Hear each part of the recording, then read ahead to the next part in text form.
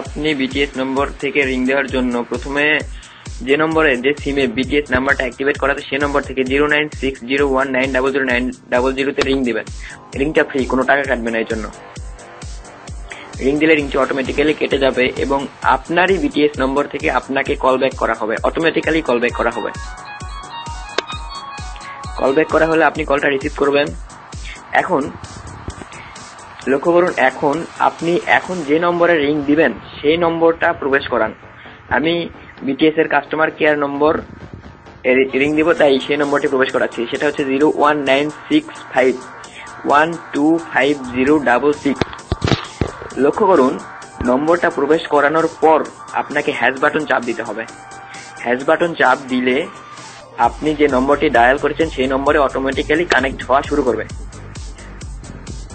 লক্ষ্য করুন, এই নম্বরটিতে আমি রিং দিয়েছিলাম, রিং এসেছে এবং আমি রিসিভ করলে কথা বলা শুরু হবে।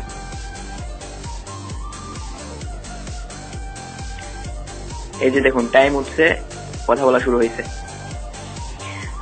ধন্যবাদ আপনাদের সবাইকে সাথে থাকার জন্য।